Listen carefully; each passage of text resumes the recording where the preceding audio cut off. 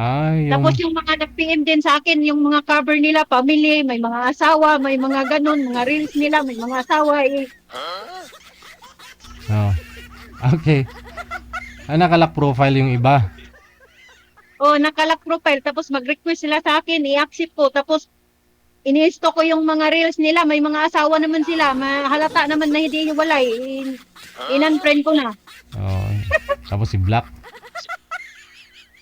Mm. Unfriend ko sila lahat. Mahirap na kasi syempre baka mamaya makakasira ka pa ng buhay, no? Ng mag-asawa, Ayan. magsasama, no? Hirap kong may asawa, DJ. Siya nga pala, yung kasal ako ha, hindi ako, Hindi ka anal, hindi ka pwede ako divorce. mag-asawa ulit, ikakasal ako sa, backdoor. Oo. Kasal Sa po kayo dun. backdoor, DJ. Kasal po kayo dun sa naging partner mo, no? Tatay ng mga anak O, mo. kasal ako, kung ikakasal man ako ulit, sa backdoor na. Sa likod ng simbahan. Sa backdoor, DJ. Saan ka po ngayon? Sa labas. Nasa mall. Wala, andito lang sa park. Eh, hindi ko na iikot yung cellphone ko kasi hindi na mabalik, baka hindi na babalik sa posisyon. Baka mamaya may mga Dito nagde-date. lang ako malapit sa may ilaw para Baka mamaya maklaro yan sa makakuhanan mo pa yung mga nagde-date laki-laki na. ng labi. Nagde-date yung mga Pinay dyan, no?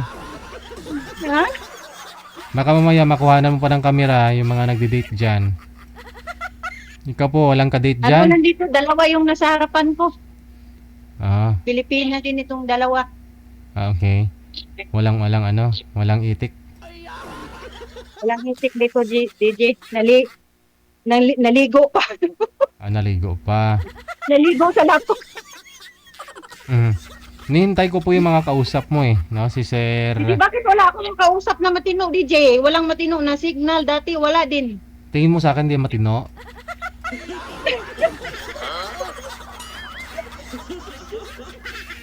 DJ, I love you, DJ. Nakakatuwa naman kahit paano. Kahit di man matino yung pag-iisip ko, minsan may natutuwa pa rin. DJ, alam mo, DJ, umalis ako alas 4 na, mag-alas 5 na, sabi ng kasama ko, ano nangyari sa'yo? Nag-ayos ka pa, tapos magsulo ka lang alis, pauwi na yung iba, ikaw paalis pa lang. Dapat maaga pa lang umalis ka na, no? Bakit naman gahapon na umalis ka pa? Kaya nga, simula nung nawala ang anak ko, parang hindi ko na maintindihan yung parang wala na akong kasaya-saya. Minsan happy ako, pero inside, durog na durog ako, ganun. Hindi ko makontrol na yung emosyon ko. Minsan na, ang bilis mong magalit, ganun. Mhm. Saka ilang taon na nga po kayong hiwalay ng asawa mo? Bago ako umalis, nung way back 2013, parang ko na talaga yung get away ko na kasi lagi akong nagpatawad, lagi na naman siya gumawa ng mali, ganun. Kaya ako na talaga na-realize ko na bakit ko sasayangin na sobrang, ang gap namin, sobrang layo.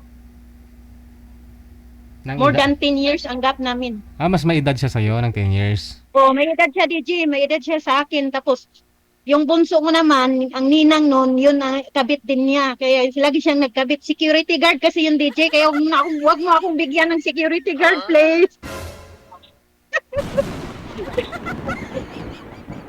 Delikado yung security guard, DJ. Kahit pangit, hindi naman pugi yung ex ko. Kahit pangit, dami babae. Hindi naman siya gwapo. Hindi naman siya gwapo, DJ. Pero, hindi ko alam anong niya. Tertod. Ang daming babae, DJ. Non-stop ang babae, DJ. Kahit katabi ko siya, kachat niya. Nilalagyan niya ang kontak ng mga kasama niya lalaki. Tapos, mababasa ko chat, ang sweet-sweet. Yung mga contact, yung mga pangalan ng lalaki, pero pag binuksan mo yung text, yung laman ng message, babae pala. Sabi, kumusta ka na? Hi, I miss you, mga ganun. Tapos ang nakalagay doon, hindi ko malimutan, no? Kahit matagal na kami naghiwalay, hindi ko malimutan, Galis Guard nakalagay. Galit guard. Galis Guard, yung kasama niya na lalaki, nasa punbok. Pag binuksan mo, I love you yung mga Binuksan ko, kumusta ka na? Ganun. So ang nangyayari paulit-ulit lang, pinapatawad mo siya tapos Ulit-ulit, DJ. Tapos DJ, in 9 years naming nagsusama, never akong nakarinig ng gaya ko kasi marami akong plano sa mga anak ko na lumaki silang hindi madaanan nilang mga nadaanan ko, ganun. Ayaw kong, DJ, marami akong mga plano sa anak ko na makatikim ng mga pagkain, ganito, ganyan. Siyempre, ganun ang ko sa mga anak ko. Kasi kami dati, nung namatay si mama, bugbog, sarado kami ni papa. Tapos, basta masalimot ang buhay kung saan ako tumitira, ganun. Tapos sa mga damit, tapos sa pagkain, lahat. Which is, ayoko nang maranasan sa mga anak ko. Pag-isip ako, pag mga hating gabi, yung mga 2 o'clock, magising ako, inisip ko talaga anong future ng mga anak ko. Kaya kahit bata pa ako sa kanya, grabe ang ko sa mga anak ko. Dati na nag-isip na talaga ako mag-abroad, DJ. Kaso lang, anak ng anak ako, DJ. Ito. bakit? Yung namatay kong anak, 7 months yun, premature. Tapos, diretso ako nabuntis sa, pangalawa na dayunan na diretso. Parang dumating lang ho yung regla mo 1 buwan tapos Wala talagang dumating, DJ. Wala. Hindi ko Ay, alam. ganon? Hindi ko alam. Nahihilo ako, hindi ko alam. Tapos isang visit siyempre bata pa ko noon. Nabuntis ako nung panganay ko, 19, 20 ako naganak. Tapos matagal na sundan 'yon. 24 na sundan, 25 anak na naman ako, hindi ko alam buntis pala ako. Kaya nga, tinago ko sa mga kaibigan ko, siyempre, nahiya din ako na buntis na naman ako, baka bulihin na, ay, Diyos ko, wala na yung tulog to. Hindi, siyempre, 4 Wala years, nang tulog-tulog at ato, ha? 4 years gap naman yung anak ninyo, 20. Kaya nga, 4 years gap, nanibago ako, nahihiya ako na masundan agad, kasi 5 months ata yun, 1 month na naman ang tiyan ko, hindi ko sinabi sa mga ko, sabi ko, bilbil ata to, hindi ko sinabi.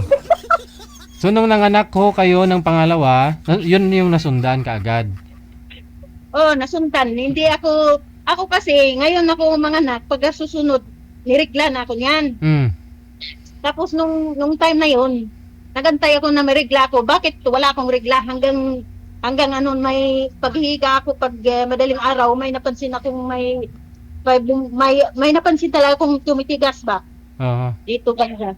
Kaya bumili ako ng pregnancy test kasi nahihilo na din ako nung time na yun. Isabi naman ng mga kaibigan ko, sabi ko wag niyong ikalat ha kasi mahiya ako. Baka sabihin wala nang tulog-tulog ko. Ilan nga po lahat yung anak mo? 3, DJ. 3. Ngayon, 2 na lang. Yun ka kasi yung bunso mo yung namatay. Hindi, yung pangalawa. Pangalawa. 7 months yun, DJ, kaya hindi ako makamove on, DJ, kaya 7 months yun, matagal yun na incubate, ganun. Ang dami kong sakripisyo nun, muntik akong namatay. Tapos nagatas pa yun, basta, grabeng sakripisyo. Ang sweet yun sa lahat ng anak ko. Siya ang pinaka-sweet. Dahil pinabayaan ng tatay nila, yun na... Tsaka yun siya, DJ? Athlete yun, wrestler. Lagi yun siyang na champion kahit saan ilaban. Tapos nadala na yun siya sa Sibira, sa Cebu. Na second place pa yun, nakakuha pa siya ng silver. So ano pong nangyari doon? Ano nga kinamatay nun? Noong August 11, linggo yun, day off. Kaya nga DJ, every Sunday DJ, trauma ko. Tsaka every Saturday, trauma ko rin. Kasi last chat namin, tapos pagkalinggo, inantay ko siya kasi birthday niya yun. Inantay ko siyang mag-online. I-surprise ko sana, nabilhan ko siya ng cellphone. Kasi sira na yung cellphone niya. Hindi na nag-online. Nung may tumawag na sa akin, 11 na nakagatan siya ng ahas, 8 o'clock pa. Grabe yung ko, nalupasay ako DJ, para akong mamatay. Nagulat yung mga amo ko.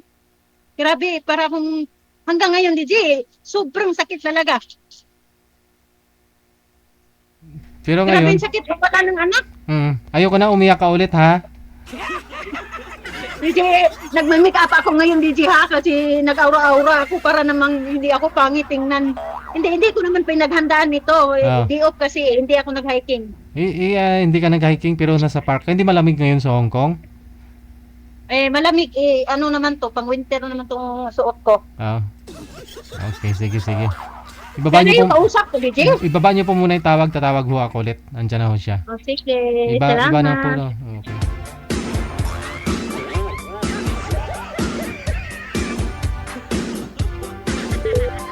Baka ho mamaya iiyak na naman siya eh.